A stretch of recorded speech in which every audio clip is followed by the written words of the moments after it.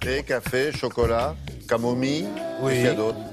Fromage, toutes les épices. charcuterie. Toutes les épices. C'est une exposition qui est dans le musée Cognac-Jay, donc spécialisée dans les collections du XVIIIe siècle à Paris, et qui s'intéresse à thé, café au chocolat. Pourquoi? Tout simplement parce qu'à l'époque, ce sont des épices très très rares.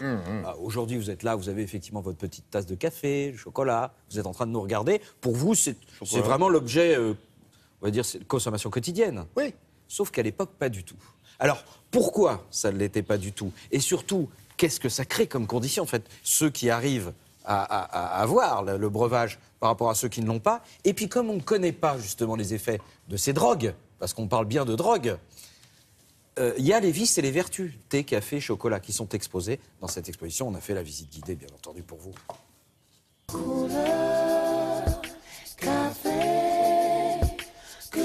On démarre ce thé café au chocolat par une très mauvaise nouvelle. Christophe Colomb, en fait, quand il voit les fèves de cacao, il prend ça pour des crottes de chèvre et il les balance par-dessus bord. C'était un cadeau des Amérindiens. Il a fallu attendre 1502 pour qu'il découvre sur l'île de Guanahara qu'en fait c'était une boisson chocolatée, au goût, ma foi, fort délicieux.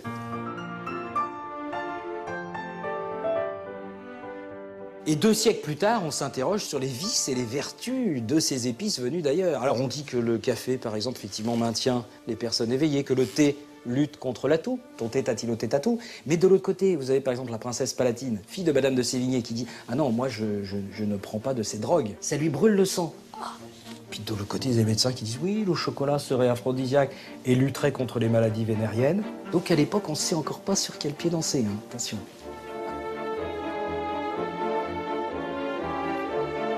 En tout cas, être admis au chocolat, c'est un privilège à la cour du roi Louis XV. Ça veut dire que vous pouvez assister au lever du roi. Donc vous êtes dans son intimité. On voit bien ici, la comtesse du Barry, sa maîtresse, se fait portraiter avec une tasse de chocolat. Ça veut dire, ouais, je suis intime du roi. Et d'ailleurs, il y a une anecdote qui dit qu'à un moment donné, il préparait son café, hein, Louis XV, il était plus occupé à s'occuper de la comtesse que du café, donc le café déborde. Et là, qu'est-ce qu'elle dit, la comtesse? Elle est jeune. Elle dit, hé, la France, ton café fout le camp. Tout fout le camp, ça vient de là. Ah, vous saviez pas ça? Bah si, vous saviez, vous étiez là, mais vous saviez pas ça.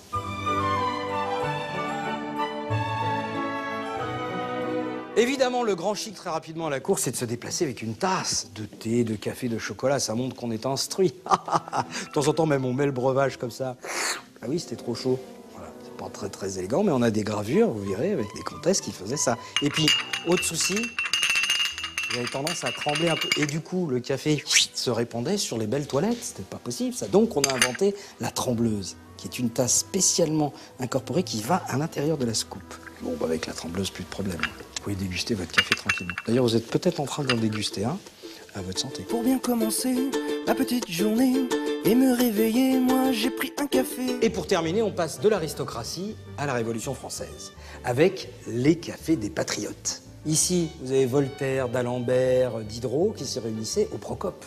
Et là, ça boit du café, attention, c'est pas que pour rigoler. Hein. Au beau Voltaire, il prenait 60 tasses par jour. Bon, à la fois, ils doivent écrire l'encyclopédie. Donc il faut être bien éveillé. Enfin, ça fait quand même une sacrée dose de caféine. Bon, il est mort à 83 ans, hein. Comme quoi.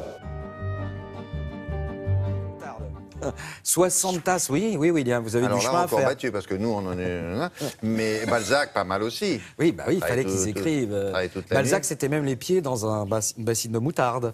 Parce que ça Ça maintient pulsait éveillé. un peu la plume d'oie. Exactement. Bon, très bien. C'est jusqu'au 27 septembre. Alors, il ne faut pas vous tromper, musée Cognac-G. Voilà, Paris. ça devrait vous dire quelque chose. Merci beaucoup, mesdemoiselles, messieurs. La météo matin avec